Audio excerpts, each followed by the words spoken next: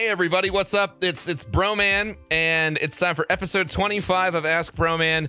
It is December 28th, and this is episode 25. We've made it to a quarter century of episodes. It's absolutely amazing. And today I am joined by the incomparable Dr. Lupo. Hey. Hi, Dr. Lupo. How are you? Good, man. How are you? I'm wonderful. We've been chatting a little bit already, which has been fun. But so in the ever long quest to try and bring you as many different perspectives on as many different things as possible, I've had a relationship with Dr. Lupo for a long time. We've known each other for a few years. And on Twitch, Lupo has a kind of stream that I like to call, I would call it, he's hilarious, but and he'll lie to you and say it's not true, but he's also very skilled at video games. I'm a potato. He's good. He's good. Potato. He's signed. He's part of the Rouge eSports team, and I've just, I have a lot of questions that get asked on the stream sometimes, like, "Whoa, well, do I need to be good at video games?" And I'm like, "Well, you don't have to be good, but being good helps." But I can never speak to that perspective because I am a sack of wet garbage wrapped up in a doo-doo. So, so that's one of the many reasons why I wanted to have Dr. Lupo on today. So I'm just gonna ask you a bunch of fucking questions, and it's gonna be so annoying. Yeah. So what made you get started streaming, Lupo? I like everyone's journey. So what got you started? Okay. Maybe not just streaming, but content creation in general. I would say streaming was definitely the start of anything for me. And it happened because of Destiny 1. Way back when I had run into a buddy of mine, a friend of mine now.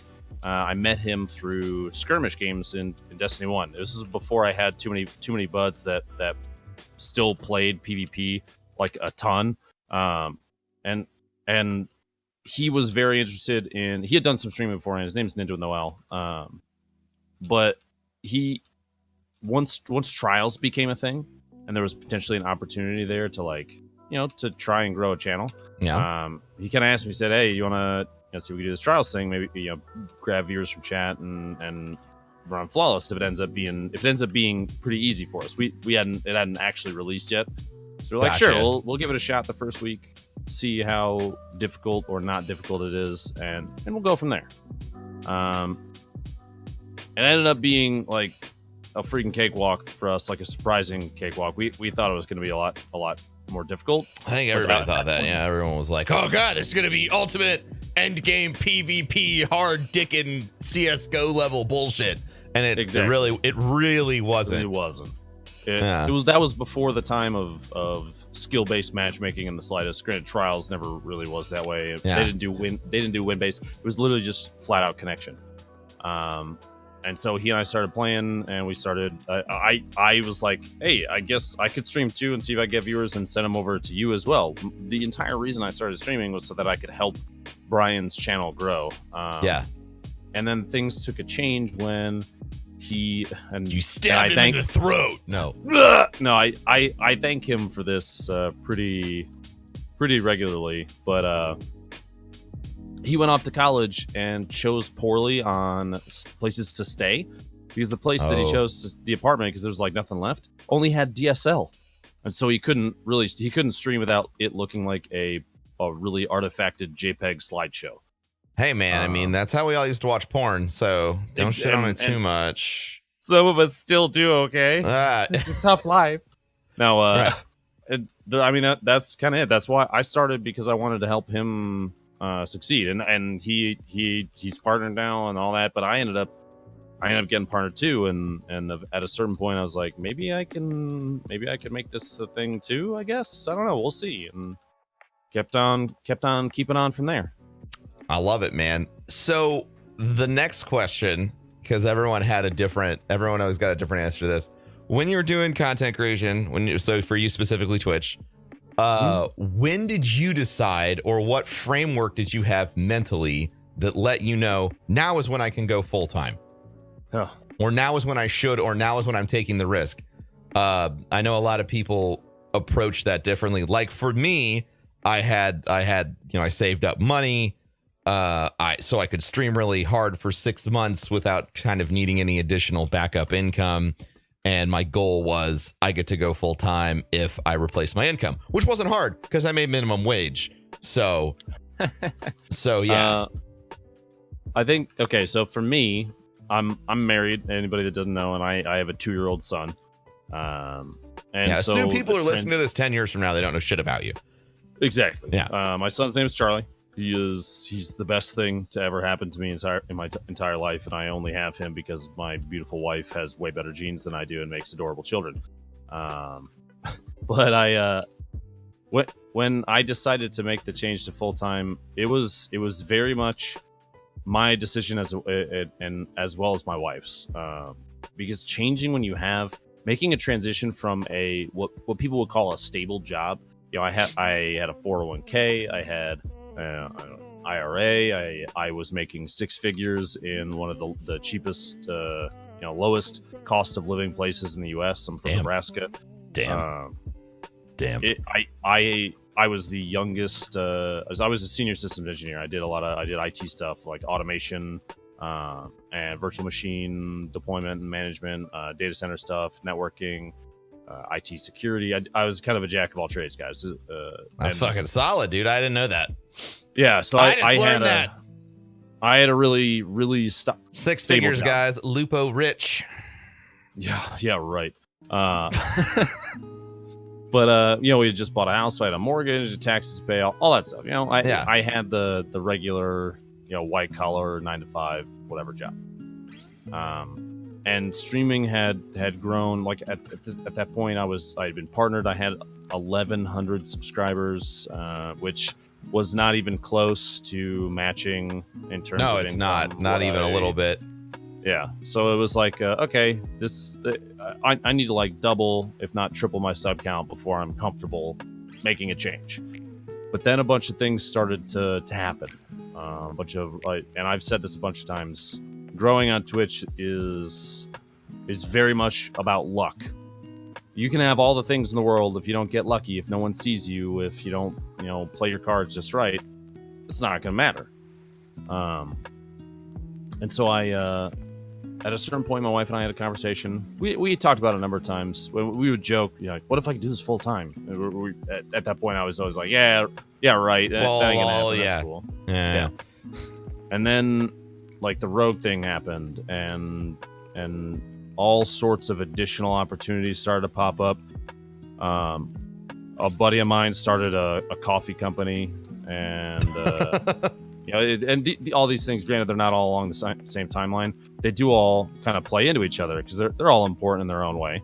And so, at a certain point, it was just like, if we're gonna do it, we got to do it now.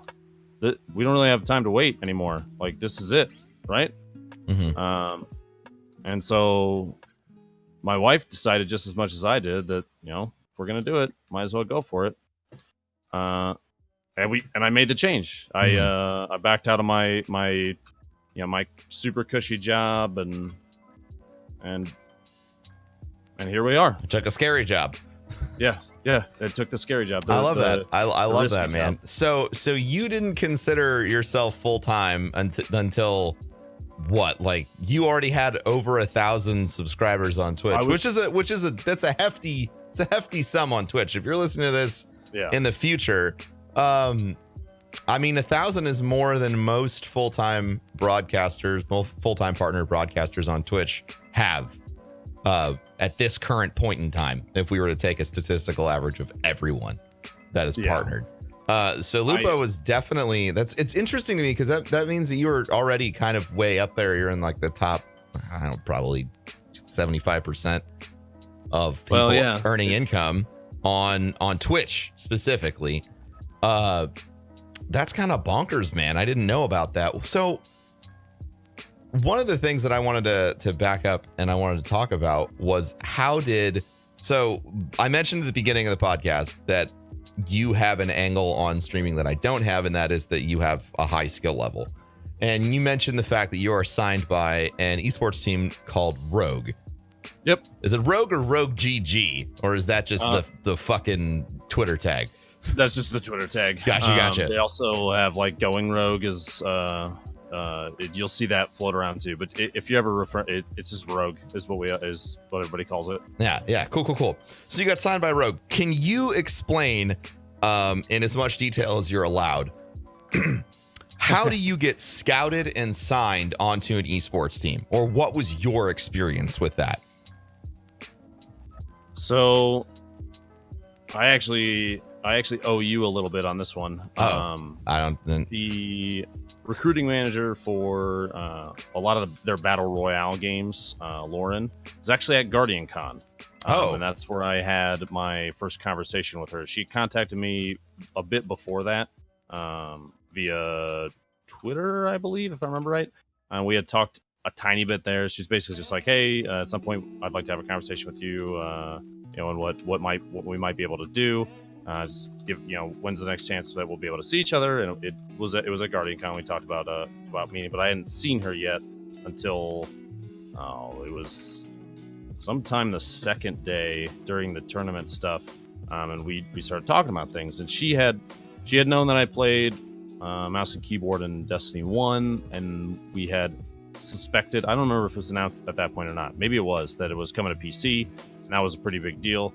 And that's where they had Rogue's management team, if something was going to happen with Destiny 2, their expectation was that it was going to happen on PC, not on console, because a lot of while a lot of people hate to talk about it, hate to admit it, whatever you want to say. Say what you need to say, man.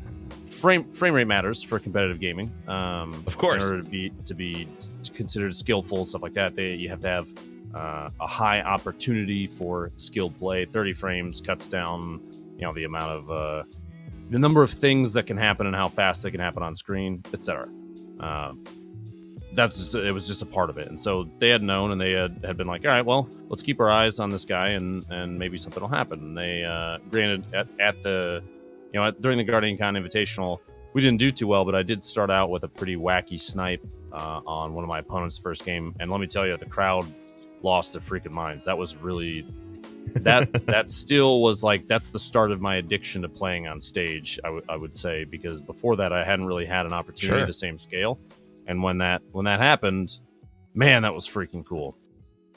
But she talked to me there, and a couple other people, and that was the beginning. That was when, if you want to say when I got noticed, that would be it right there. Gotcha.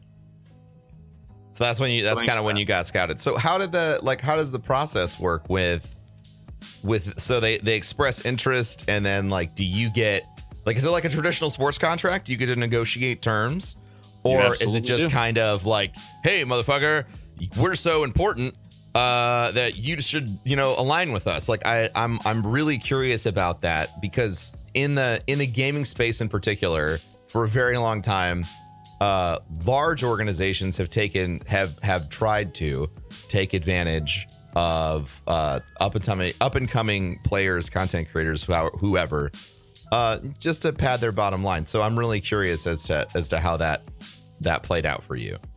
So when the first thing that they'll always do is the conversation I had with Lauren is a good example, is like, hey, let's judge your interest level on what's, do you want to do this even? Sure. They don't want to pursue anything if it ends up being a great place to start is, do you even fucking want to do this? Yeah. Do you even want a conversation many people don't even consider, but it is part of it.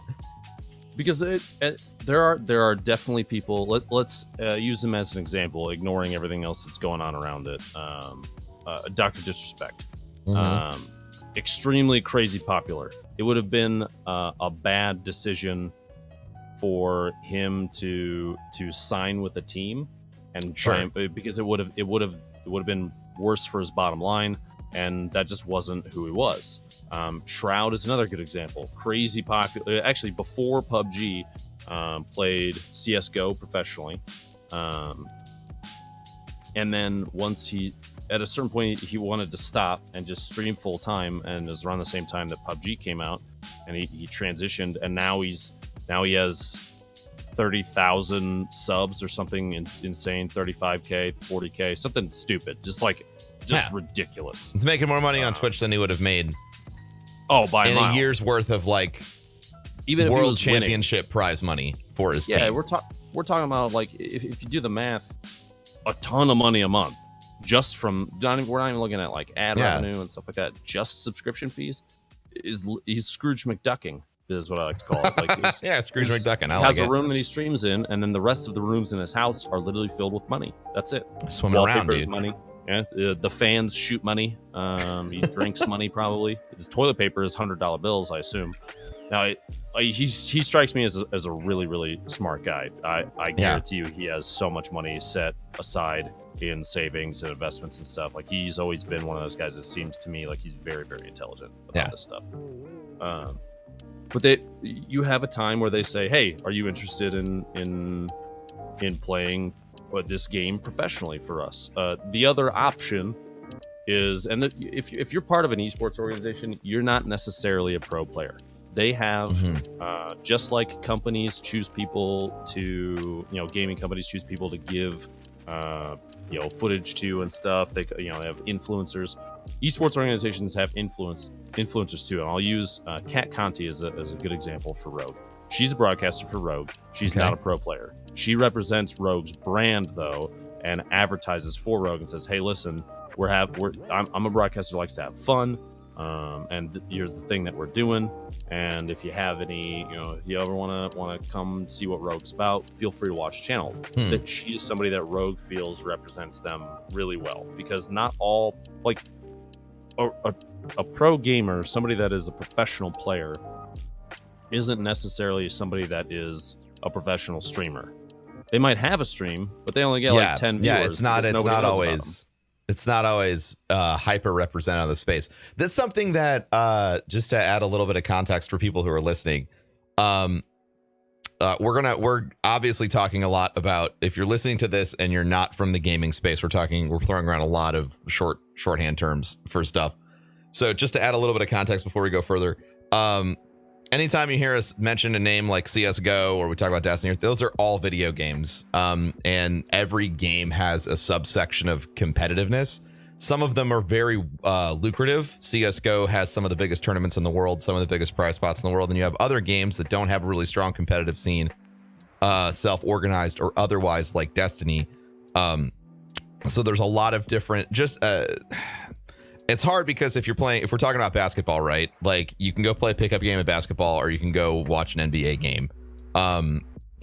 Inside of esports, there are a fuck ton of different games that you can play. There are some that are considered pinnacle competitive, and the rest of them are sort of considered pickup games. Yep.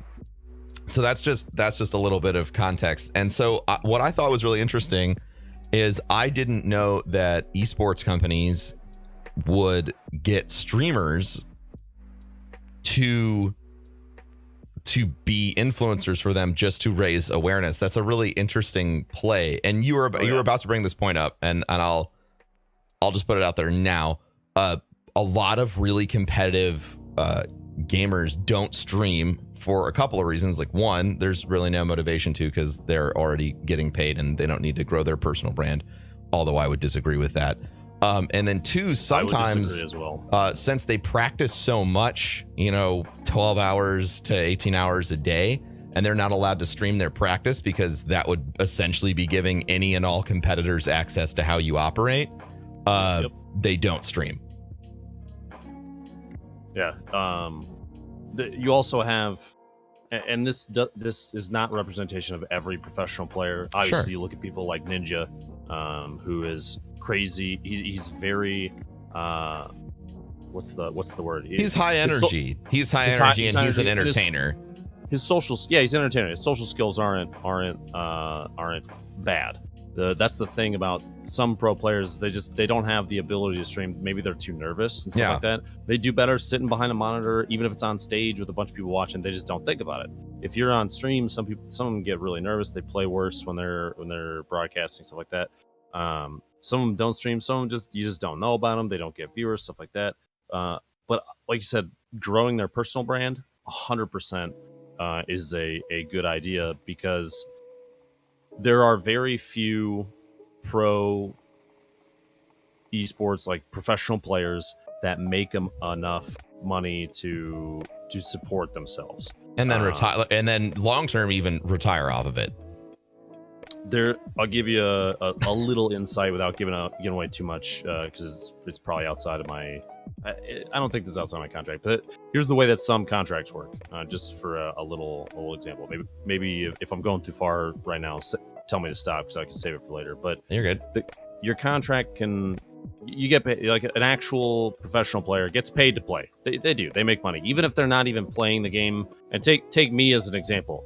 Destiny 2 doesn't have private matches, so there's no competitive space right now. So I don't have a drive to play it like on the back end from Rogue, because there just isn't anything there yet. So that's why I can play whatever I want to, and they really don't mind because it's still driving money and advertising stuff for them. Yeah, and that's still helping me out. It's still going back and forth in a productive way monetarily for both of us. But let's say that I was, and let's say my contract was negotiated this way. It would start out with like a base rate, a pay rate. Sure. But then if I'm winning tournaments, depending on my contract, some contracts are set up where if I'm winning competitive play, then they literally just give me a raise every time I place well, and that can be pretty dang often. Take Rogue's Overwatch team as an example. They still, even though they don't even exist now, they're still the most winning Overwatch team in history. Every time they won a tourney or placed, like, we'll say top 5, they got a raise. They made a lot of money. That's really interesting. Well, that's an interesting perspective. For me, especially because I don't follow sports like religiously, but I pay attention, and that is so counter to the way like you're used to hearing tradition. Like you're used to, if you're an NFL player, you get a base salary, and then like you'll get some bonusing on top of that, based on performance, but not like a flat out raise. For placing well permanently. All that stuff, I guess it still exists because it gets negotiated on the back end by your agent. Like, this guy got you a fucking Super Bowl. Time to fucking pay up and suck his balls. But because some other company is willing to pay up and suck his balls. Yeah. So, but that's so right now. God, that's really interesting. So right now for esports, it's sort of been like winning has been commoditized into placed into your contracts. It can be, yeah. Or it can be. That's a smart. I'm impressed by that. That's really cool. There's a lot of shit I'm learning. I hope that you're learning too, folks. This is great. This is why I like to have professional gamers on. So I'm trying to think if there's anything else that's God, my mind's blown right now. I'm really trying to like anywhere you want to go, reel it back in for you. So. Long term, that's only one. If you are, this is what I wanted to get to today, and then we'll talk about questions. Long term, you're 12 years old, okay, right? And you're listening to this, and you really want to make esports a thing. Like you want to give it a shot. I fully believe that within a decade, this will be a very traditional, maybe even respected career path for folks in the future. Like parents will fucking get it. So you're 12 years old, you're listening to this, you're like, wow, this Lupo guy sounds cool, this Broman guy sounds like a dipshit, but I'm glad Lupo's on. I really hope it's nice to hear him talk about these contracts. That's neat. I have some education. I know what I'm getting into. I want to make it happen. What are some things that you can do as a young player or a growing player that's interested in esports to sort of work towards getting a contract? Like, how do you train? If that's even the right fucking word. It's, I mean, by practice. playing, you're already taking the first step, and that's good. But in order to get attention, you've got to make waves, and that can happen a couple different ways. In my instance, I didn't play in anything tournament related, but I played mouse and keyboard in Destiny. Like that was a thing that was controversial for some people, and they had issues with it, right? But it got me noticed, and as time went on, it did something for me, and that was put me in people's eyes. Gotcha. Even if that wasn't my so you traded on attention. Yeah. You if you're not able to, like, Destiny had some tourney play, some kind of tourney play, you know, community built tournament play, but it didn't have anything official. You look at a game like Halo. Halo has official stuff, but it also has tournament play, or sorry, community tournament play. Like, you're gonna have local lands and stuff you go to, and but they also had things that were organized by developers and publishers, you know, exactly, to feature and showcase players of their game. Yeah. So your best bet is to try and put yourself out there in some way, shape, or form. Whether that's making waves by winning these lands and stuff, and having people talk about you that way. Because there was a forum a long time ago when Halo 2 was a thing called Nebraska Halo. And I knew a bunch of guys through there because I knew that they were pretty freaking good at the game. And I think since then, one or two of them now are actually, or they were at the time, became professional players because they had done so well in so many local lands that somebody eventually was like, dang, this kid is winning. He's beating a lot of these people that are actually pretty freaking good. Mm-hmm. We should start talking about it. So either making waves, you know, getting noticed is the easiest way, and you have to do that by beating the crap out of other people or doing some crazy stuff, getting away with crazy things like that, or it goes a really long way. So your advice would be, obviously, start playing, put yourself out there, which means like actually go and play competitively somewhere. Yeah. And this is an interesting point that you brought up, network.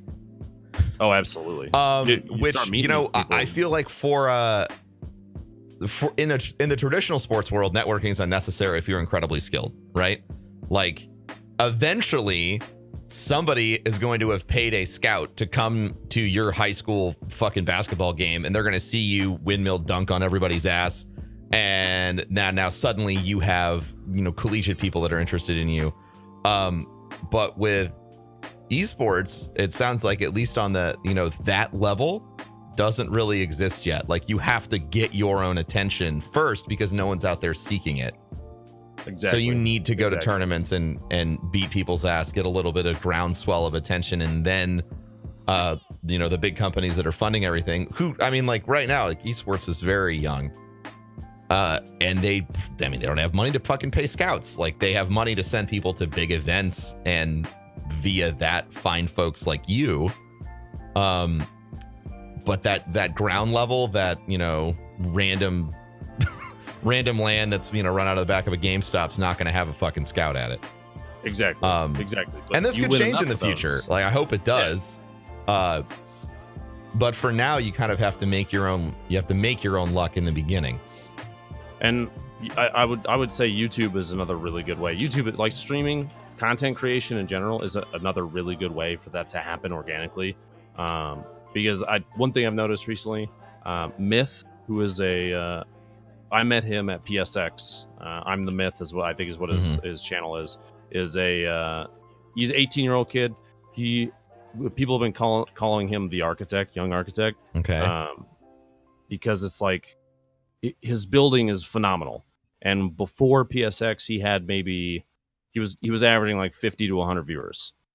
And then he started playing with a couple other people, and now I see him with like 3 or 4K. And it grew that way over the course of like a month or less. And he got noticed because a couple people were like, yo, this dude's building is fucking phenomenal. We need to show people. So and you it was because he was creating content.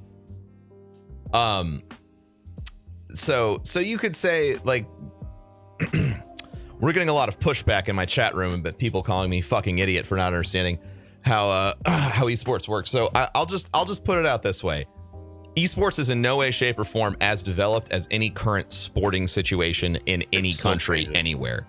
And while there might be some stories of people getting scouted, this advice that we're giving right now is not for the person who's already in a situation playing a high-level game. Like, Lupo got scouted playing Destiny.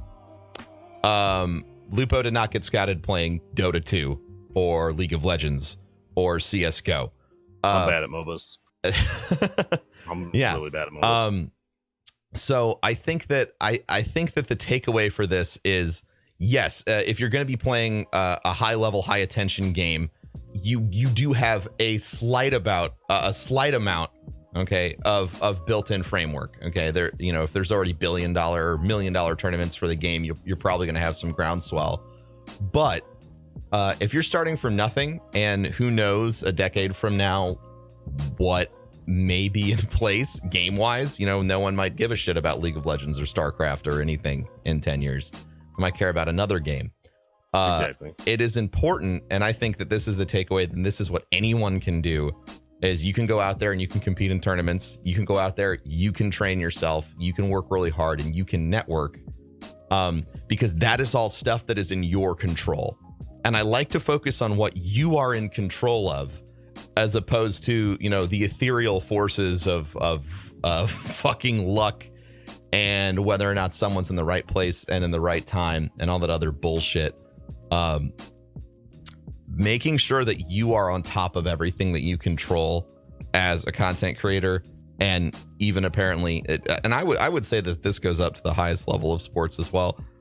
You're in control of everything, your contracts, the attention that you're brokering to get the deals that you're trying to get.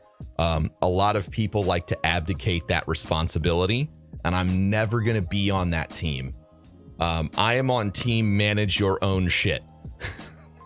So you need to manage your shit and be in control of what you have. It's really easy for people to look at one or two success stories and say, like, so-and-so just did X and now they're making billions of dollars. That's cool. And that works for the one, that works for the LeBron James of the world. Okay. Exactly. People who are so stand out in their field that they get noticed. But the rest of the fucking people who still make a living off of that, whether they're bench warmers or they're second or third string in the NFL, these are people who still had to broker their own way onto that field, even though they used skill as their trading piece. I can guarantee you that who they know, who they talked to, and who they met along the way got them that full-time job playing what they dreamed of doing. So that is what I want to focus on here.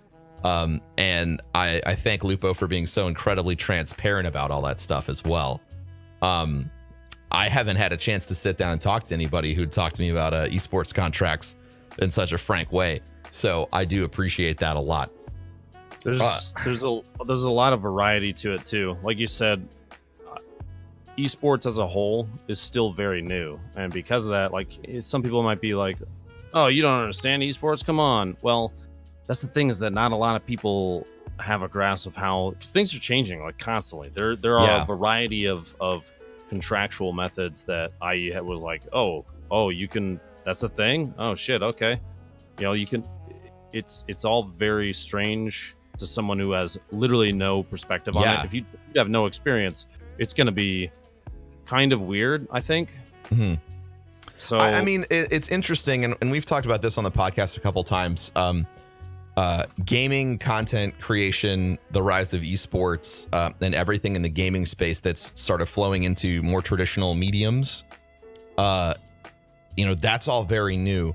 But as that happens, I have been noticing more, especially doing this podcast, that the support structures that exist in traditional business are starting to show up in the gaming space. And one of those support structures is like the legal side, contracts, shit like that are still being figured out.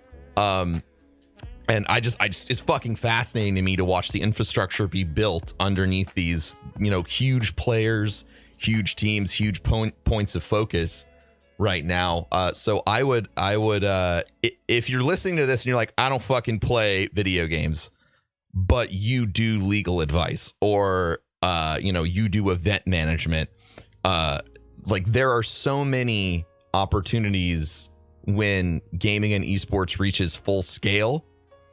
In the US, like, if you wanted to look at the South Korean market, that is an example of what esports would look like to full scale in the United States. There are so many. A little example. Yeah. Huh? of how weird things are now, and how some people that, like you said, people, if you're like, I don't play video games and this doesn't fucking matter to me. Yeah. First off, TSM, Team Solomid, is sponsored by Geico. Yeah. Things are changing. So let that sink in. Here's the other thing. Owl, Overwatch, the Overwatch League. So Owl is when Blizzard created Owl, and did all the groundwork for that and everything. Those are official city teams. Like this is Las Vegas. Overwatch League's definitely trying some new stuff, and I think it's interesting. In order to get a team in a city, you actually have to ask all the other pro teams if they accept you in the city in order to become an official city team. You have to get permission from everybody. Basically. From my chat, Jerry Jones, the owner of Dallas Cowboys, just bought and moved an esports team into his new facility. That's Dallas's Overwatch team. Mm-hmm. And they had to pay a big fee to get into Owl. It's $20 million to join Owl. Interesting. And that's the same way that NFL teams will want to join the NFL. They have to get permission, and then they have to pay the fee yearly to join the NFL. Granted, they have sponsors and stuff that cover that. Yeah, they cover all that stuff. Teams. Interesting.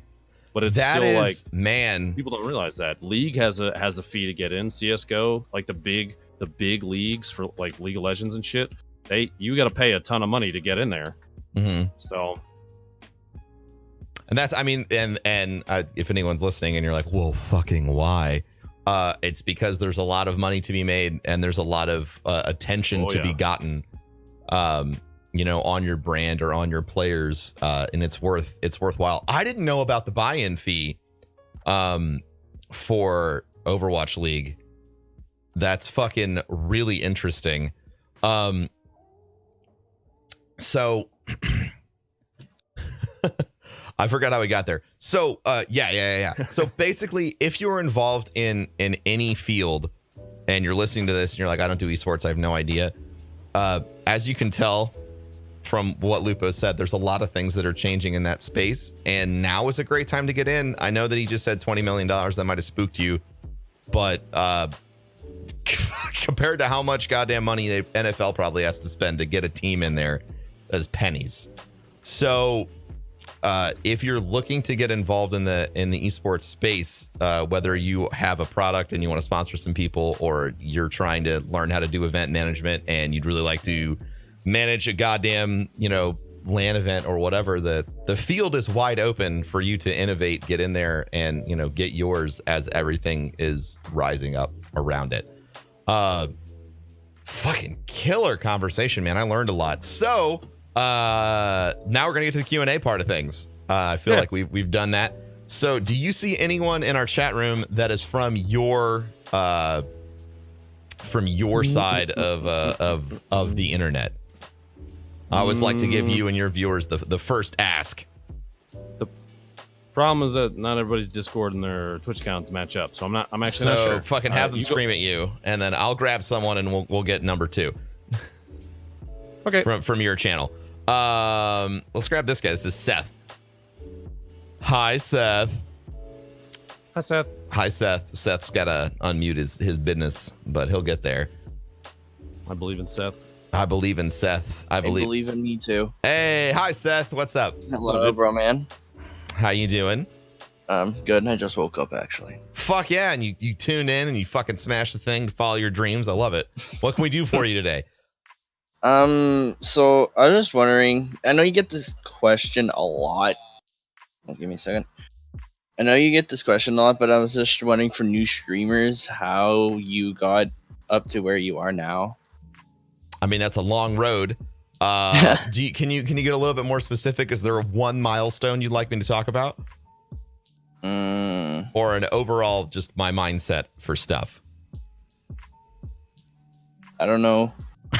Okay, sure. So, fine. And I'll have Lupo answer this as well. For me, when I was getting started, the journey to right now, I took really, really long bets on communities on Twitch. So when I started streaming, I was very ingrained with the speedrunning community. That was all I did. All I did was speedrunning. I was focused on that. I was there. I was involved. I was posting on the forums. I was routing and running games. I was going to the events that they had. And then when Destiny came out, I said, okay, I like this. It's fun. I'm enjoying it. I'm going to take a long bet on Destiny. And it paid off. So, I mean, that's just part of it. But I think that the value in that is when you start streaming, you have to realize that no matter what you're doing, you're going to have to take time and you're going to have to place a bet on something working out. And finding the thing that you're going to place your bet on, whether it's your channel's, specific style, whether it's a specific game, whether it's a community that you want to work inside of, you need to know that risk may or may not pan out, not care, and go all in. So that's for me, the things that accelerated my growth were the communities that I was a part of. What about you, Lupo? For me, it was probably a combination of networking, meeting people like you, and perseverance with a streaming schedule of sorts. I streamed almost exclusively Trials of Osiris runs for 2 to 2.5 years. Long bet. I wouldn't recommend it. Just throwing that out there. But over time, once you start, especially with Destiny and the way that Trials had a lot of broadcasters in it, you're going to match those people. And whether you win or lose, it's still like it's a dip into someone else's. You're putting yourself out there, right? It's not necessarily the goal is to steal viewership from somebody. So don't take it that way. But it's more eyes on you every time you match somebody, which is cool. So long as you can handle it in an adult fashion. You know what I mean? Like if you're gonna jump into their channel and be like, I beat you, you suck at games and you're stupid. That's not representative of who you want to be. But it does help, and so all those things put together, both running into people and building relationships that way, positive relationships that way, and being live when you say you're going to be live, and doing showing up on time. What an incredible skill. It's funny to say it's it, but there are fucked up. some No, people I've never thought about it like that. But being there when you say you're going to be there is just huge in every industry, and streaming's no different. It's funny to me to think that about it this way, but I can't count the number of times that I've started stream up just like 2 minutes late, and people will jokingly, like I know it's not serious, but they'll be like, "Yo, you're late. Where you been?" I'll be like, "Wait, what?" Oh, I mean, I was doing my morning stuff. Sorry, I'm a little late, guys. But people expect it. They come to hope that you're going to be there exactly when you say you're going to be there, and that it really does. It means a lot to the people that are watching you that you're reliable.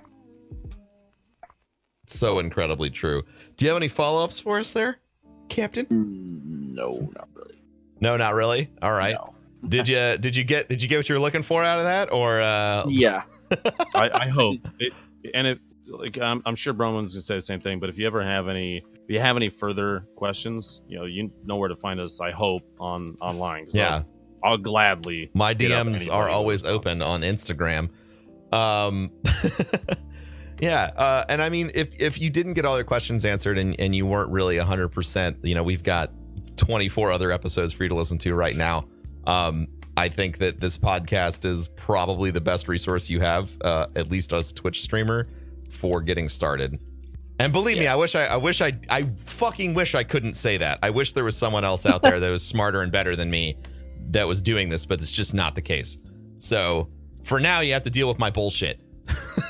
So I've been dealing with it for a while. I'm pretty sure your stream would love to deal with your bullshit. Oh, what a nice guy, Seth. Do you want to shout out all your info? If you got any info, let people know where they can find you on the internet. Give me a minute. Fuck yeah, dude. I'll give you all the minutes you need, bud. Oh, no, that's not. My Twitter is SethL_official. Okay. And I will type in chat right now what.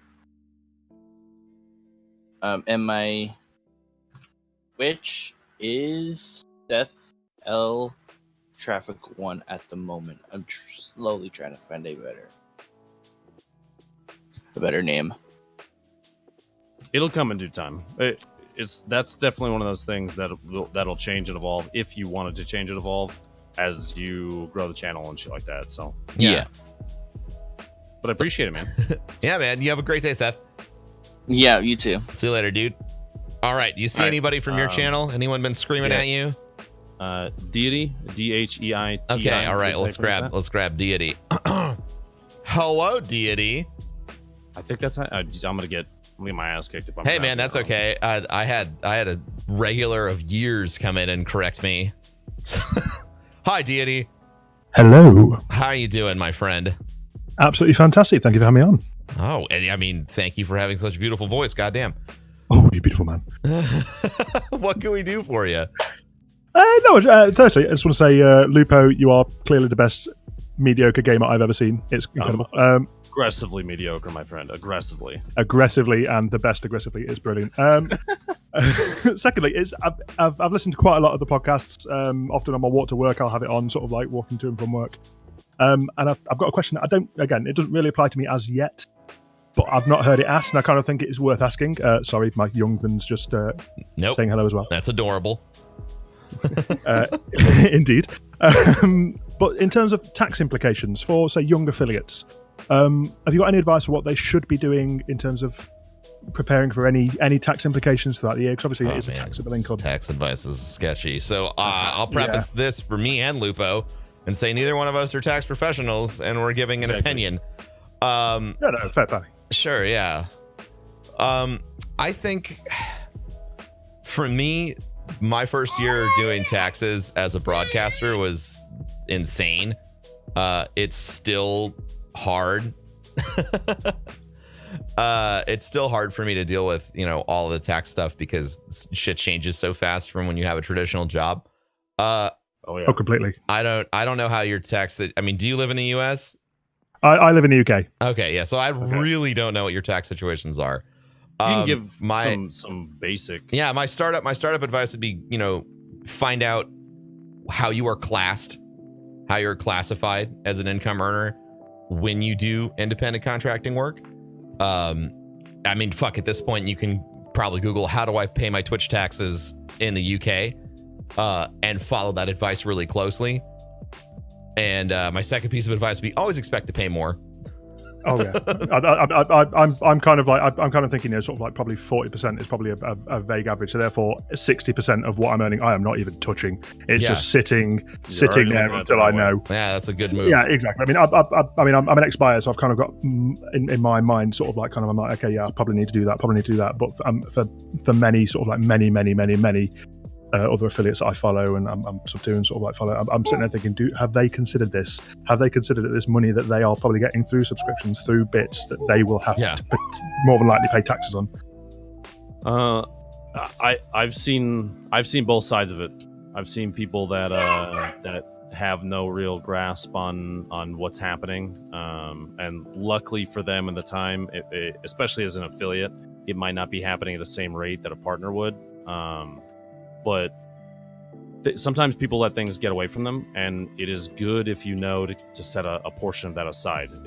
Anything that you make through streaming, you're gonna have to pay tax on. You just will.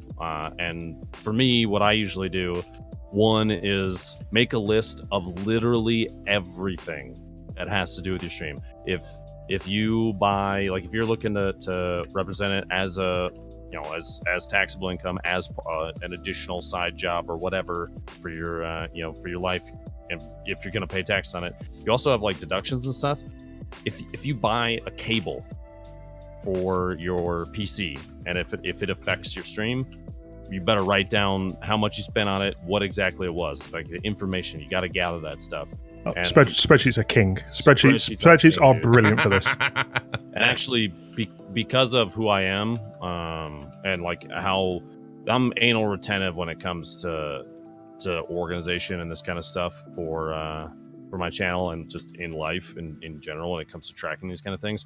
What my first year that I had to like pay taxes for stream stuff actually wasn't really a big deal for me, because I already had a lot of the organization already prepared, and I was just like, all right, well, I'm gonna add all this stuff in there, and just every time you do it, don't waste time, because you're gonna forget as things start to grow, and you're like, all right, I had to buy oh, this cable went bad and I had to replace this monitor, and oh yeah, I bought this game and this and this and this and this, and suddenly you forgot 7 things and you have to track that shit down later at the end of the year. Doing it on time, staying disciplined is extremely important when it comes to that. The track. Getting routined almost. Yeah. Exactly. Yeah. That'd be all the advice I could give you too, man. Yeah, appreciate it. Definitely appreciate it. Yeah, and you brought this up right at the beginning before we let you go and tell everybody where you're at. Okay. The thing that I think that you brought up that's so important is that a lot of people don't think about it when they're making the transition. And if you are making money, you just need to understand that the money that you make on Twitch or on YouTube or on any platform is still real money that the government will find out about, and you will have to pay taxes on it. I completely agree. It's not like, we can really hide because we're on the internet and people are watching. Exactly. Exactly. All right. So Deity, where can all these wonderful people find you? On Twitch, I am Twitch TV/Deity. Unfortunately, on Instagram and Twitter, because someone had my tag that I've had for literally 20 odd years, I am Deity Plays.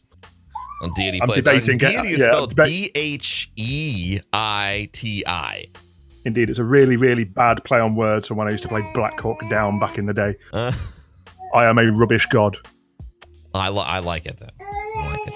Well, you and your adorable kiddo have a great day, my friend. We will. Thank you. He's just saying hello to the internet, too. Hello, internet. Oh, little kiddos, man. That is the cutest. All right, let's grab this guy. He's a nice guy, I think. This is Noob Sniper. Hello, Noob Sniper. What's up? much. How are you guys doing today? Good, man. How are you? All right, so and Broman, I know your story, Lupo. I'm learning about where you came from, where you're going, and I've seen you and I've watched you grow, which is phenomenal. Which, congrats. Thanks, man. Appreciate Both it. of you guys just have huge futures. Really, really looking forward to seeing where you guys go. So a couple of things, just a bit of backstory for myself. I have a YouTube channel, have had it for years and years at this point. And I just upload because I enjoy uploading. Back in, 2010, 2011.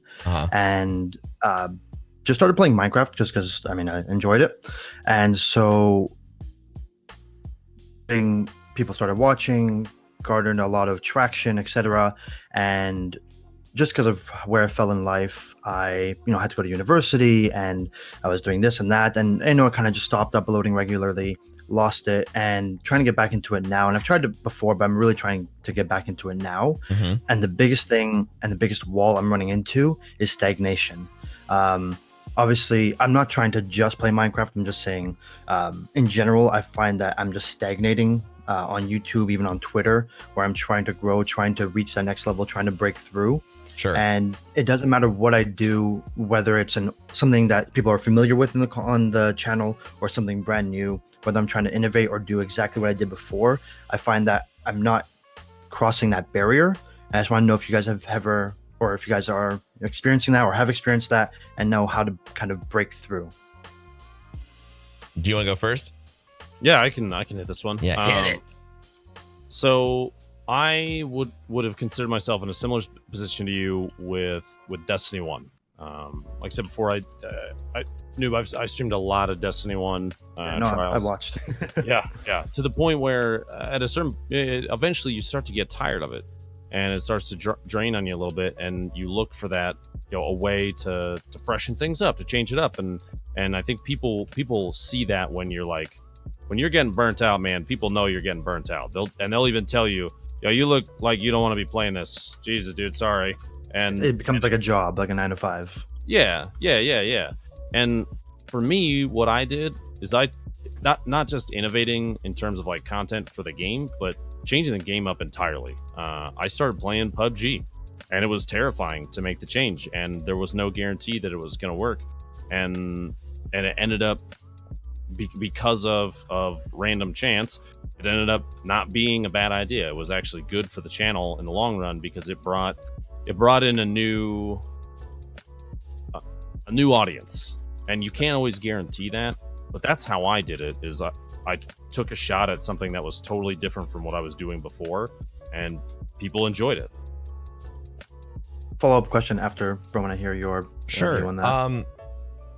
I mean, my advice is, I mean, like, it sounds like you're already doing stuff like that. You're taking chances. You're doing stuff like that. I would, at least on Twitter or, you know, any of your other socials, really, really get into, you know, using hashtags, making yourself searchable. And like, you know, if you're tweeting, like, try and provide a different kind of value than what you currently present. Practical advice on that, like how I do it or did it. Obviously what grew my channel, what grew me on all my socials was gaming. I love gaming. I love video games. It's great. Woohoo, yippee, yay. But if I talk about one thing for too long, it makes me want to eat glass. So it took me a long time to learn that one of the things I have to do on socials, not just to keep myself happy, but also to, you know, increase my niche and the value that I have is to talk about other shit that I am passionate about. This podcast is a representation of that. I started a business, I started a charity event.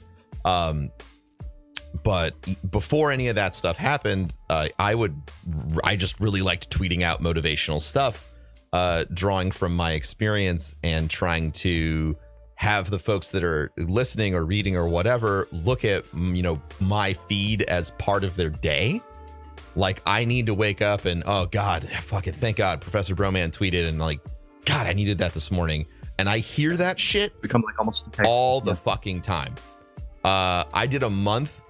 It was like an experiment last year. It was like all July or all June or something, where every morning I fucking forced myself to wake up and tweet something positive and motivational. And the response to that was fucking insane. So I would say, yeah, like, obviously switch things up with your content and things like that.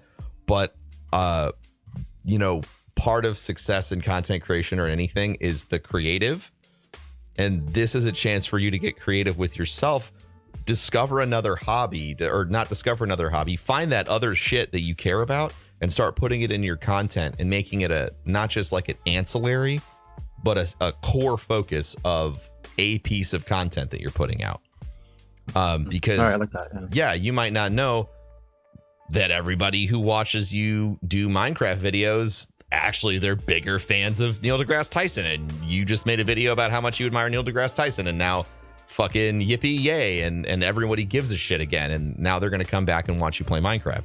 It's this huge circle of just presenting yourself, and in all of your dimensions and all of your facets, doing that over and over and over again over time is going to not only create this perception that you're a complete person, which you are, and it's fucked up that you have to create that online, but you do.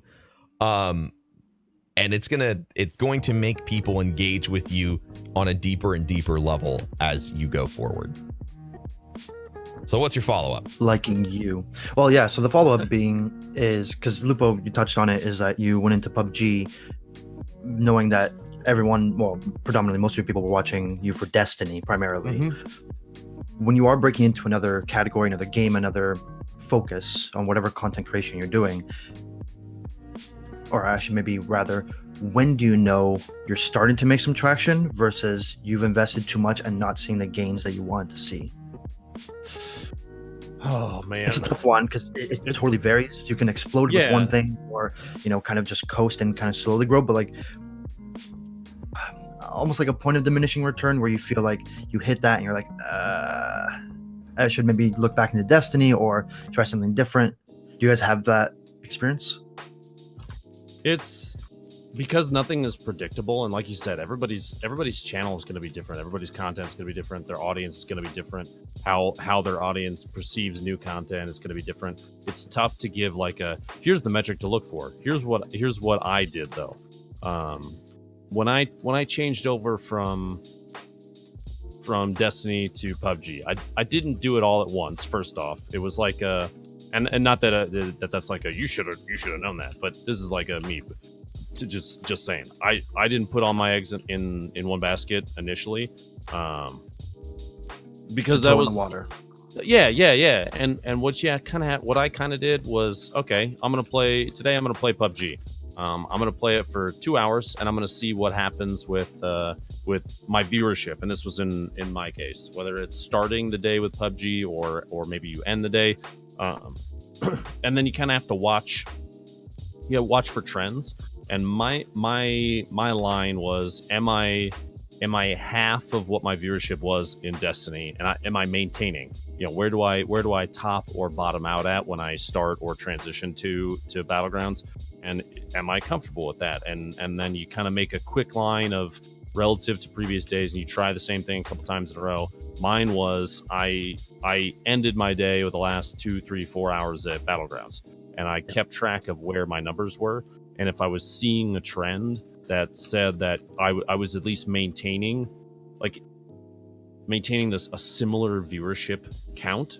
Because if you change over and the first day you're like, all right, I had 400 viewers in Destiny, now I have 200 in PUBG, and then the next day you're like, I had 400 viewers in Destiny, now I have 180 in PUBG, and then it's 160 the next day, then you're like, all right, I'm doing something wrong here, and it's not going to be like a today it was good and tomorrow it was bad. You kind of got to look at it like the same days over a week. You have to track that stuff. It's really you have to be very analytical. I'm huge on analytics, metrics, etc. Yeah. Oh, so it's not going to be easy to watch for. It's not something that you can't write it down and instantly know. It's something you have to watch the trend over time. So why is it? Cool. I would agree with all that.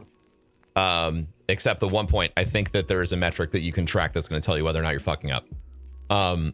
And it's a bit of an ethereal metric, but it's true.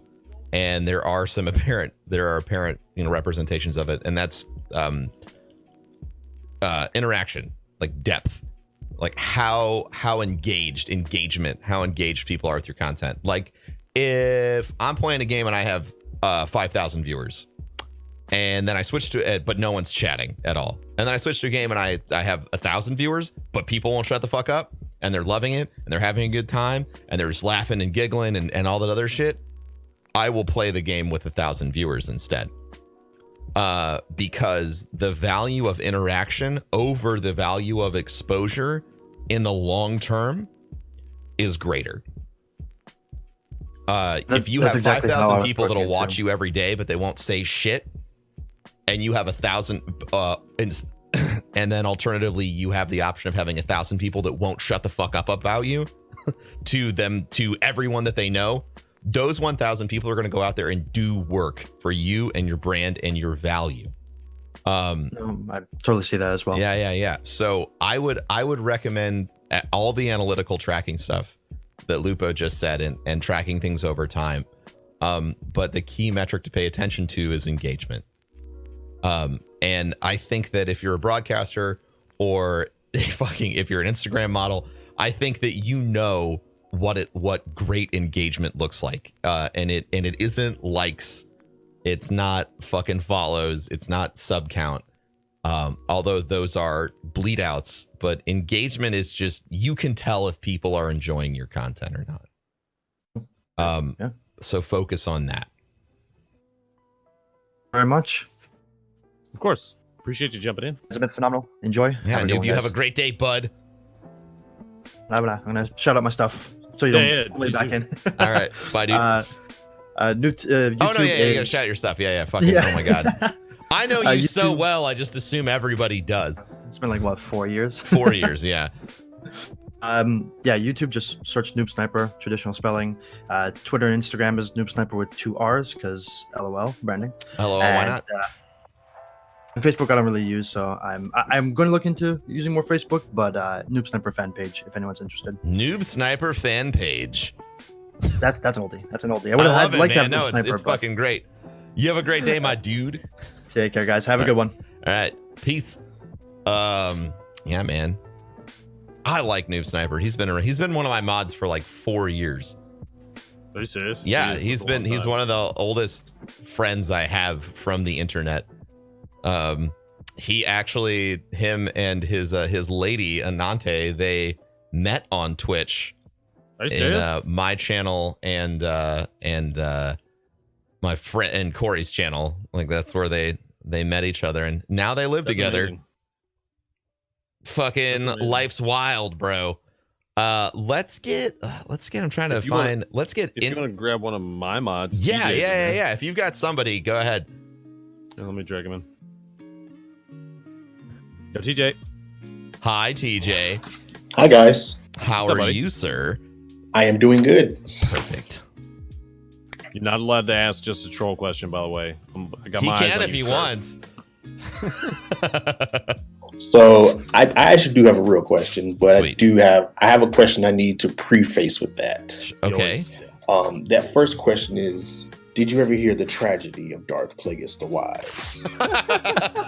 I did. God damn it, TJ. I'm glad. But my real question is, do you guys have any like technical hacks or pro tips during your streaming endeavors? Like pro tips, like on the tech side. Yes. Oh God. I'll just give you my number one. If you're going to overinvest in something, make it audio equipment. Yeah, that's a big one. Master audio first is my biggest tech tip. The video shit for broadcasting or content creation, as far as like capture, is easy as fuck. Like you might have to troubleshoot and fight with something, but once it's set, it's set. Audio, so that's video, right? You could, if you have a horde of tech problems, it can take you 8 hours to really get your captures going correctly on all your video stuff. And that's if you're doing gameplay. If not, you have a fucking phone and you can take great video with it. But audio can take you 4 months. Yeah. Oh man. So To get it even close to right. yeah. So learn as much as you can about audio and really make that your prime directive when you start is learning audio. That would be my number one. Sweet. What about you, Lupo? Oh man. So depending on how your setup is run, I can at least tell you this. So with a 2 PC setup, or even just a one, if you need to be able to do stuff quickly, and this is 100% not a plug. This is not an advertisement. I'm not sponsored by them, but goddamn, a Stream Deck goes a long way. It is seriously simplified the crap out of what I have to do. I would agree. With a 2 PC setup, you have to like the second keyboard next to you and the mouse and all that stuff, and it can be cluttered on your desk. It can be really annoying. Instead of that, I have a Stream Deck like right next to me, and that's it. I don't have to reach over and touch anything 99% of the time. That has made my life a lot easier. The other thing is don't be afraid to like spread knowledge with other people, because there's a lot of people out there, and I try and do this myself as much as I can. It's just like let other people know what I had to do to get my setup where it is now, because everybody's fighting the same problems. You're probably not the first person to run into your problem, you know. So don't be afraid to like hit up friends and stuff that also stream and see what kind of things they had to do to fix whatever issue. There's gonna be guides and stuff all over the place, right? There's gonna be information like you would not believe for whatever issue you're having. So Sweet. Yeah, man. That's what I got for you. Anything else? That's it, man. All right, Keep TJ. doing what you guys are doing. Thank you, man. Do you want to shout out your socials? Let everybody know where they can find you. Yeah, Voice crack, I'm yay. All right. I'm only TJ on Twitter and on Twitch. It's TEJAY. So yeah, that's pretty much where I am everywhere. All right, my dude. You have a great Appreciate day. it, All right, see you guys. buddy. Dude, Moderators are cool. just make it cool. They I do like- way more than I think people realize too. So much more, dude. Everyone's like, "Can I have mod?" And I'm like, "You don't want it. Usually, You don't fucking want it, man." You have to deal with us. Yeah, you have to deal with us. You have to deal with chat. It's fucking horrible. You're gonna be like the world's worst middleman. All right, let's grab this dude or gal. It's Intergeek Designs. How are you doing? It sounds like the name of an interesting business, and I can't wait to find out what that business is. What that So the business do. best thing to do if you are Intergeek Designs right now would be to check all of your audio interface equipment. Make sure that Hello. there you go. There it is. Hi. What's up, dude? Yeah. right now. So, What can we do for you, my friend? so I have kind of started streaming. I kind of started last year and then dropped off, and I'm starting to pick up again. Yep.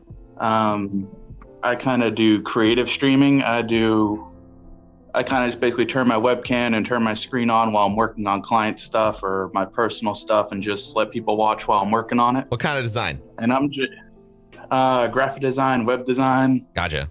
marketing, pretty much anything you can think of. Cool.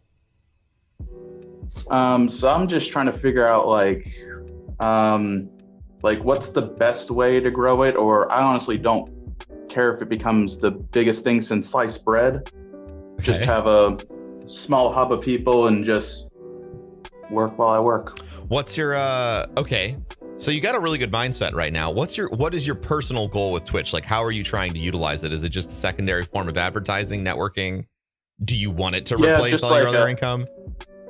No, I don't want it to replace it because honestly, I enjoy designing more than anything else. So cool. I guess it's just like a secondary thing while I'm working, kind of thing. Beautiful. Well, I mean, for me, if I was you in your situation, you've already got clients that you work for and things like that. I would encourage all your clients to come watch you work on their shit live.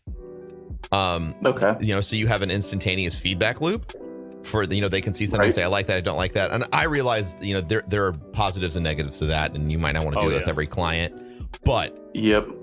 It's a unique perspective. Also, you could just use it as an offering. Like, you could up your fucking price. Okay. It doesn't change your work day at all, but you could say, hey, do you want to fucking watch me stream your shit? You could call it like live consulting. You can live consult through the entire design process. You could fucking charge double for it because it sounds real goddamn classy. And it does sound pretty fancy. You could fucking live consult on this shit. You can, you know, be in my channel. We'll be talking about it the whole time. I'll devote an entire 8-hour day of live consulting on your project for you. Just from saying that, I feel like you could probably double the amount of money that you charge per hour or whatever for that sort of a project. That's how I would be utilizing it, especially since you're using it as a secondary like level of income increase.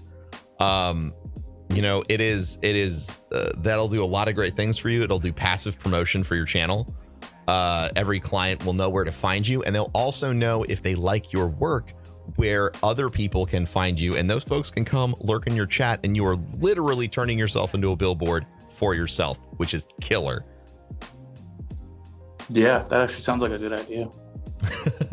I hope so. You're way too good at this, Broman, because that's like that was immediately where my mind went, because so my wife streams a little bit, and she'll do photo editing, and we've talked about the option of having people watch her edit their photos live, you know, as it is relevant, and it's an interesting territory. It's one of those things where you kind of take a risk by doing it, unless you can buffer ahead of time. You don't want to just say, hey, anybody can, you know, if I've taken your pictures, in her case, and you wanna watch me edit them and see them live, then, you know, pull up this channel, because then you kind of put yourself in a position where people they'll take advantage of that if you just say that out there. But if you don't tell people that you know you can include it as part of the package deal for what they're paying for, then you're, like Broman said, you have an opportunity to double your income. It's pretty crazy. Yeah, it would have to be something that I'd have to charge more, because currently right now I charge for alteration, because if you give a client too many options for alteration, it just becomes a revolving door and the job never gets done. Oh god, yeah, that would be scary to have to be a part of, because you will have people that take advantage of that. Yeah, I mean, you've already got a good head on your shoulders, like business wise. I was really excited when you said that you're not looking for Twitch to be your primary, and you love designing so much, so you're using it as like an assist. That's yeah. I mean, so I want you to know that you're really ahead of the game on that. Yeah, I mean, the creative community on Twitch is already so small, so it's like it couldn't become my primary anyways. But yeah, if it becomes my secondary, that's great. Yeah. I would also, and much like what I'm doing right now, if you have time to create like side content, doing education and tutorials or whatever about whatever the fuck it is you're designing that day, that's good stream content, sort of talking through your design process and your thoughts, and just kind of documenting that as you go about your day. Is really low effort from you. You might need to learn, like, I don't know if you're super talkative or not, like that might be a road bump for you, but that is also just, it's awesome pillar content that you can use to redistribute and advertise yourself at other locations that aren't just Twitch, like Facebook and Instagram, etc. Also, if you're not doing like time lapse, if you're not doing fucking time lapse Instagram of how your design process works, you're fucking up. That is really cool. Well, that was my goal this year, was to do a YouTube channel. I took that serious and did tutorial videos and all that stuff. And I started doing time lapses maybe a couple years ago, so that's been added in there also. So. And one more piece of advice, because my designer that I pay to do all my shit is in chat, and he says design your own stuff too, like non-client stuff. So make sure you're doing that as well. Yep. But yeah, that's what we got for you. You have any other follow-ups? You got anything else? Nope, that was pretty much it. All right, man, that's fucking solid. You want to let everybody know where they can find you? Yeah, you can find me on pretty much any social media platform.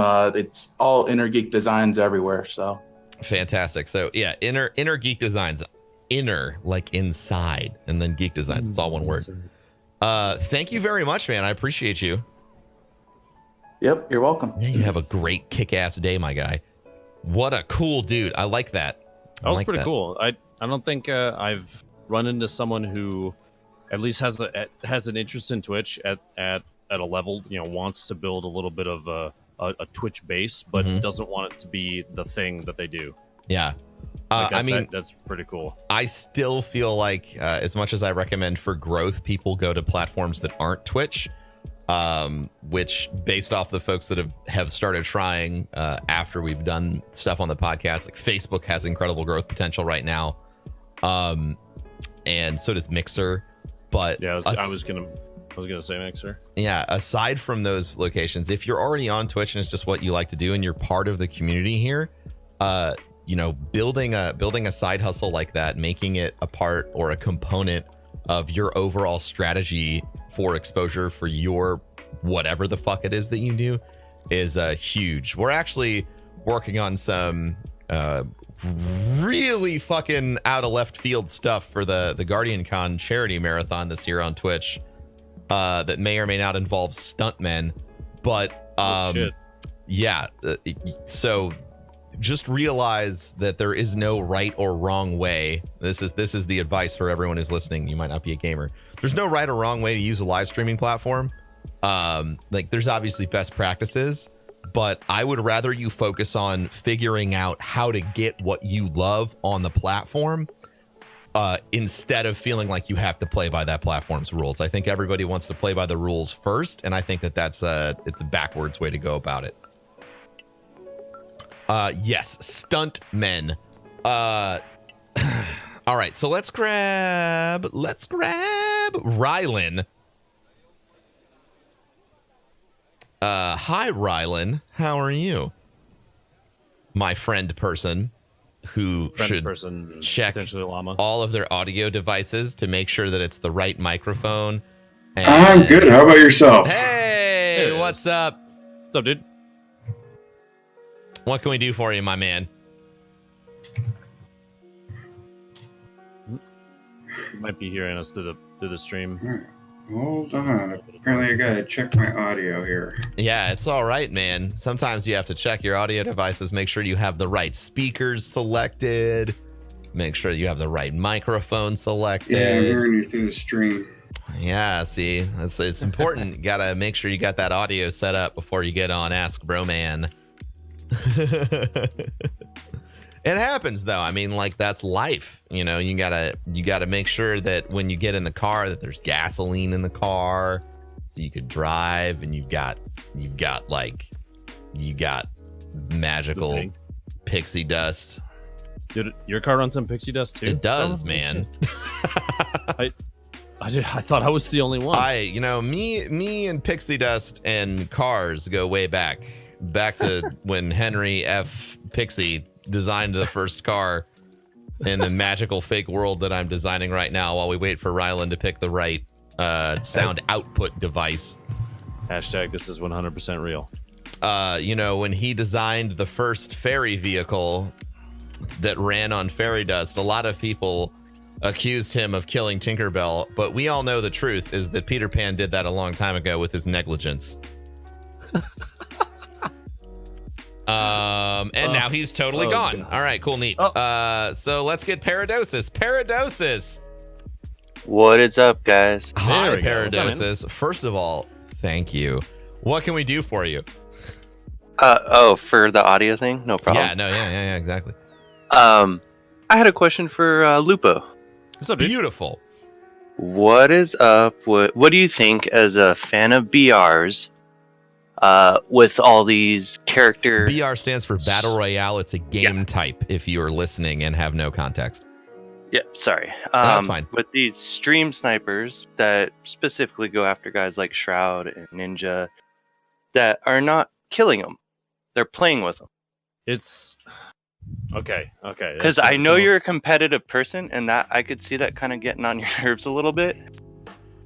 If I were focused on just the play side, if I were like, I need to take this 100% serious all the time, it would probably frustrate me because I'm the kind of person that would prefer like a fight instead of the handouts. A Wadu heck. Yeah, a Wadu heck. A good example of this kind of we'll even call it a relationship is Shroud and Banana Man in PUBG. Mm-hmm. But if you're intelligent, if you as an entertainer, Shroud saw an opportunity to do something with it that I don't think a lot of people would have expected, and that was turn it into like a meme in stream, right? It is one of the funniest things I could ever see on his stream. It's pretty wild how things have changed because of that, because he's got this chance to make comedy where there wouldn't necessarily be comedy. Not long ago, this kind of happened where Shroud was driving around, and this dude, they call him Banana Man because he wears the yellow tracksuit. Yeah. He uses voice chat and he talks in a really high pitched voice.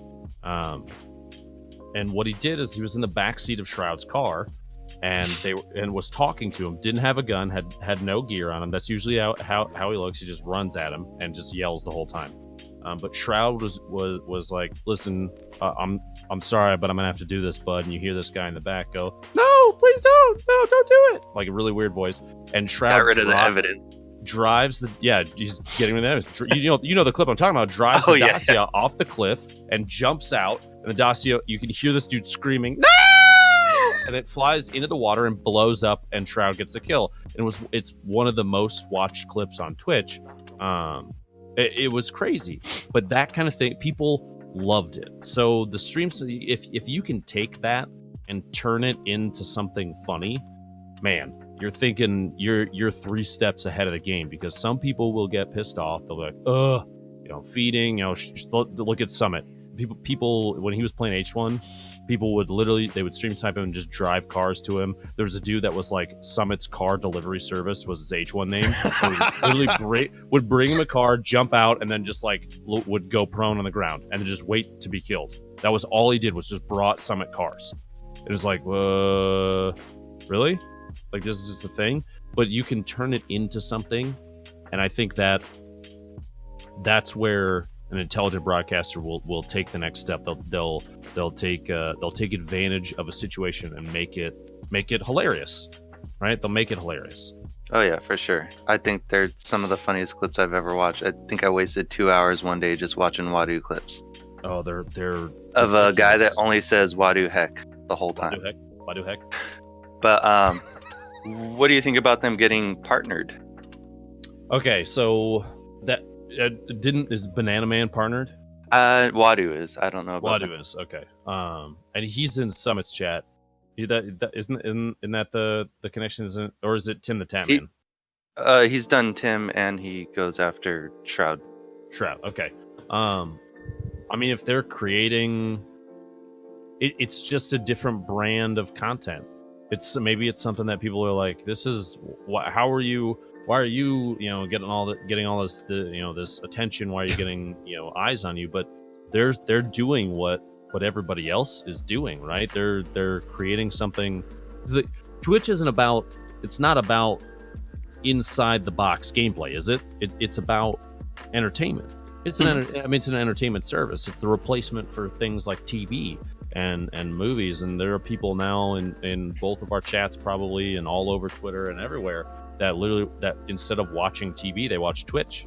And why not? If that's the brand of entertainment that you're really good at, why would you not be rewarded for that? I absolutely support that. Because have you ever watched Wadu's stream? No.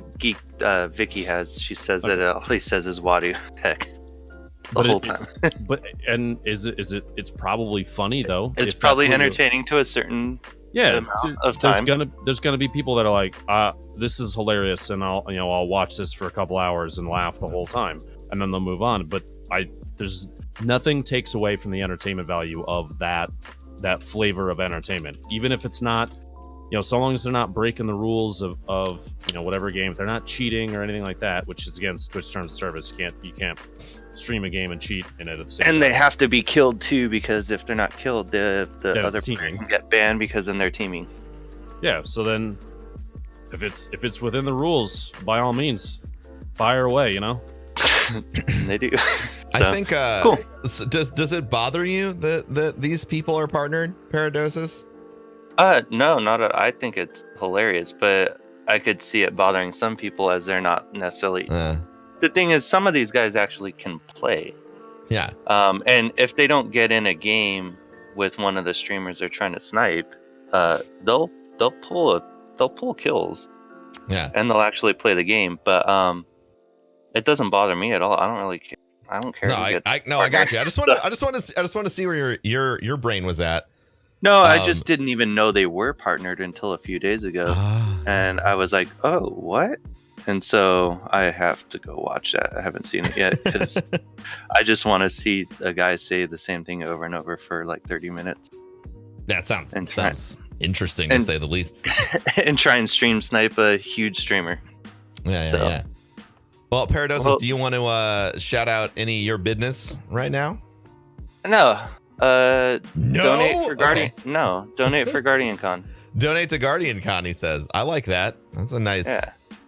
That's nice. That's guardiancon.co/support, folks. Boom. I'm a dirty casual. I got nothing to freaking promote. So. Yeah, man, that's fine. I'm not mad about it. Thanks for calling in, dude. You have a good day. You too. Bye. All right.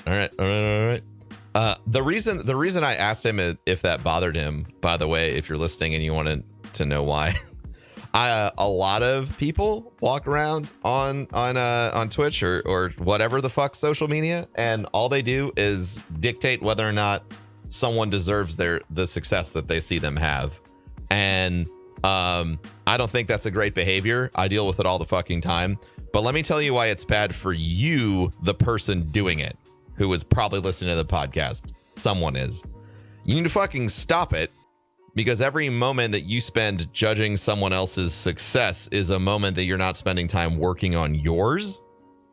And the fact that the first action that a lot of people take is to look at something and try and talk about why it shouldn't exist, rather than accepting it and then immediately trying to like engineer out how it works, because that's how you become successful. You look at other successful people, you see what they've done, you see how they've done it, and whether or not you agree with whether or not they are successful, they are.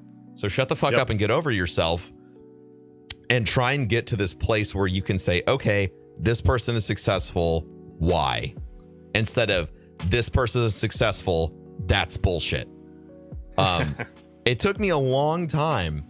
To really accept. I mean, like, I feel like it's a process, So for me, it took me, I would say, probably just up until like 6 months ago to really just look at everything in an incredibly neutral way, like unemotionally, and just say, all right, I want to figure out why this works, whether or not I personally think it should or shouldn't. I think it's just so incredibly important. Let's get how long have we been doing this? All right, let's get one more person, Lupo. You good for one more? Let's do it. Huh? You good for one more? All right. Yeah. Let's get Mr. Stevo TV. Mr. Stevo. Oh my goodness. Oh What's up, my god. What's up, dude? How you guys doing this morning? I'm doing Good, man. wonderful. Okay, so my question is, and sorry, I'm a little under the weather, so Don't worry about it. what is your best tactic for? Okay, so like I've been streaming for a while, probably Gotcha. about 2 years. Mhm. I'm more comfortable behind a monitor than I am face to face with somebody. If that makes sense. Sure. How publicly networking? What is your best tactic for publicly networking with someone?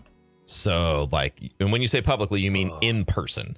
Yeah, like GuardianCon for an example. You see all these people, you talk to them on Twitch, and you're like, hey, there's all these people that are on Twitch and know about Twitch, and you go there, and I think it's awkward to be like, hey, I stream, go check out my channel. Hey, I stream, go check out my channel. Yeah, that's super fucking awkward. I like to call that asking to fuck on the first date. Right, right, for you sure. Don't. I mean, like some people, you might have a success rate. Like if you go to a bar and you ask everyone at the bar if they want to fuck, you might get like 1 person out of 20 that wants to fuck. But if you went to the bar and became friends with everybody first, like your chances of fucking go up, exponentially. Okay. So since you're trying to fuck, and I don't I'm know down how to we got fuck. I'm here. DTF, dude. I'm DTF. I'm down to fuck. Steel's No, always been down to fuck, trust me. I think that, and this is just incredibly, like, it's incredibly important. Is a lot of people think that networking is all about the sell, right?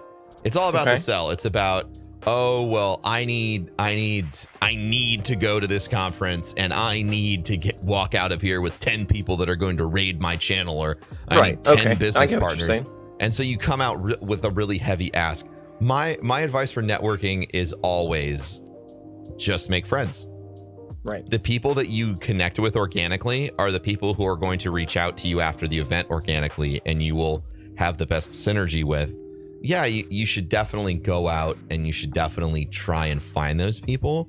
But just introducing yourself, saying, hey, and let's say if you were at GuardianCon, just saying, no, hey, like, this is my name on Twitch. I don't know if you were trying to like hack the event, follow around a broadcaster in a non-creepy way that you watch all the time, and wait for them to introduce themselves to another broadcaster or to a fan, and then that fan's screen name, and then now you can go talk to them. Oh my God, fucking Billy Butts 52. I'm Billy Butts 55. Like we should be friends, and they're gonna be like, no fucking way. Right. It's not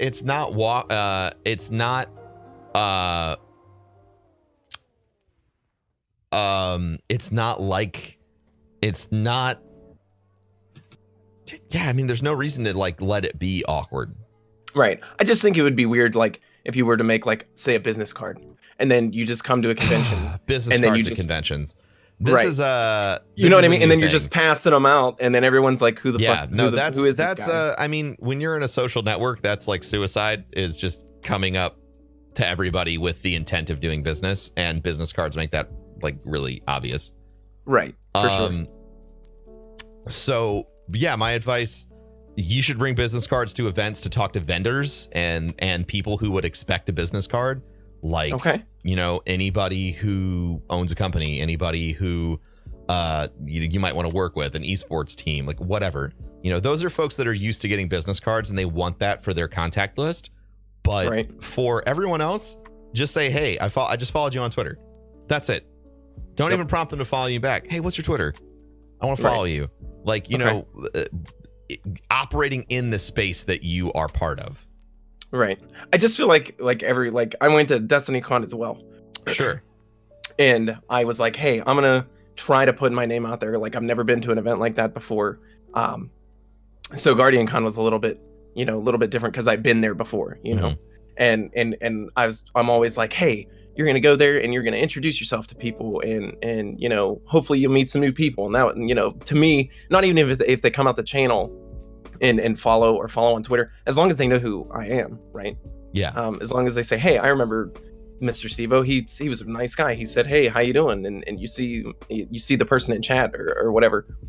I just think like every year I'm like, I'm gonna go and I'm gonna meet new people, and then I get there and I'm like, and I don't say anything to anybody. Well, I mean, realize that everybody wants to make friends too. Right. Yeah. You got any pro tips, Lupo? Any pro tips? Lupo's Sorry, dead. I was slaying Elite Ducky. This is literally his name. So one of my biggest things when it comes to getting in touch with other broadcasters is to recognize, and people will forget this, it seems, but recognize that everybody has their own agenda. Everybody's got their own thing that they're doing. Everybody has a certain flavor that they feel is good for their channel. And what that means is that you're gonna get rejection from people. Right. You're gonna have to learn to deal with that in a healthy, non-toxic way. And I say that because some people can't deal with that in a non-toxic way, and they will go out of their way to say, bro, why wouldn't you play with me? And right. Rejection is tough for some people. It is. It really is. And it will make you look bad if you're not willing to accept that not everybody, it doesn't mean that they fucking hate you. It doesn't mean that they think that you suck. It doesn't, right. It has literally zero to do with you. It has everything to do with maybe they're not comfortable talking to new people. Maybe they think that it could be a bad thing for the channel. Maybe they just don't have time right now to fit another person into their schedule of people that they are comfortable playing with. You know what I mean? Right. Absolutely. Right. Yeah. I just think. I'm sorry. Go ahead. No, I was gonna say people lose track of that fact very quickly, and forget that for some people, since this is their full-time job, they're very careful about who they play with. Absolutely. Myself included, because I don't necessarily know, who's out there, who represents what. If I want to bring that into my channel, I don't know if they're gonna be what fits with me, or if I'm gonna be what fits with them. You know what I mean? Like it's right. It can be risky to change it up sometimes. So just remember, not everybody is gonna say yes, but it doesn't have to do anything with you necessarily. Right. Absolutely. Yeah, and remember, like, if you ask somebody, if you're trying to connect and it just doesn't work out, don't assume that they hate you either. Like, right. You could assume that they get busy. I put myself out there as much as I possibly can. I reply to 90% of my DMs, 90% of my emails. And stuff still misses it. It like goes through the cracks, but I've logged it in my brain, right? So if I get an email from like the same person 3 times, I'm like, oh shit. Like, yeah, I'm so sorry. And I'll usually reply by like, I'm so sorry I missed, your other emails. Shit's busy. But the person who sends me the second email or the follow-up that's like, yo, fuck you. I thought you're a cared, fucking dick. Is the person who I will never fucking speak to again. Right, for sure. So just remember that when you're out there networking, you're out there, asking or whatever, it's okay to ask more than once. That's fine. Yep. It's better to assume the person didn't reply because they were busy than because they hate you, because it's not fucking high school anymore. Right. Well, like I said, because I don't want to be that guy that's like passing out business cards and saying, hey, go follow me on Twitch, go follow me on Twitter, go follow me on, whatever. No. Follow them first. Follow them first. Right, for sure. Right. Yeah, show that like it's such a fucking easy way to show that you're invested in someone else. Hey man, what's your Twitter? I want to follow you. Right. Oh fucking yeah. My Twitter's like, fucking this, and they'll be like, what's yours? It's just normal. Like it's a normal exchange of information and it doesn't come off business wise. Yeah, man. Right. Because I'll like until like a lot of people, I'm just here to have fun. I enjoy doing it. It's a lot of fun. I love meeting new people, and it's what I'm out to do. I just like I said, I'm more comfortable behind a monitor than I am with somebody face to face. You know what I mean? Yeah, exactly. Face to face can be hard, but I think going in with a strategy of how to interact with people is totally fine. Right. Okay. Well, I think that's it. all I Any got. follow-ups? Yeah. No, I'm good. Fantastic, my it, guy. Fantastic. I appreciate you. I hope you are. Yeah. Hope you are gonna have a great day, and I'm looking forward to seeing you at Guardian Con. Yeah, absolutely. I will be there. See you guys both there. You fucking better be. Peace, man. I'll be there. He will be there, guys. Oh no. Oh, fuck. Oh, shit. I didn't have him shout all of his business out. Oh, damn it. Now you're gonna have to go look it up. Fucking. Or grab him if he's still. You know, he's still in High Quality Hugs. He's still drag him back in. Drag him back in. Mr. Stevo TV. Yeah, no, we're gonna shout him out for the podcast people. Stevo, we fucked up, bud. Yeah, hey, Mr. Blair? Stevo, I fucking forgot to have you shout your business out. You should shout your business out. It's all good. Yo, follow me on Twitter at Mr. Stevo TV and twitch.tv/Mr. Stevo TV. Thank you guys. All right, fantastic. Course, That is I disconnected. That is going to be it for episode 25 of Ask Broman, everyone. I'd like to thank Dr. Lupo. Yo, you bet. For joining us. We had some really great conversations today, great talks. I hope that if this was your first time listening to the podcast, you got a whole bunch of really great information from each of us. I appreciate you asking all the questions. And if you're interested in coming in and joining us for this anytime, okay, make sure you're following me on Twitter or Instagram or Facebook. I'm Professor Broman everywhere. I'd love to have you on and answer your questions. Make sure you follow our guest, Dr. Lupo. He's twitch.tv/Dr. Lupo. I believe on Twitter, it's Dr. Lupo on Twitch. Yeah, what a confusing ass Twitter handle. Yeah. On Twitter, it's Dr. Lupo on Twitch, but what is it on Twitter though? You just said it's on Twitter, but what is it on Twitter though? It gets incredibly confusing. So thank you for listening. If you would do me the greatest favor and subscribe to the podcast, leave a rating. I would greatly appreciate it. Thank you all and have fantastic evenings from me and Dr. Lupo. Peace.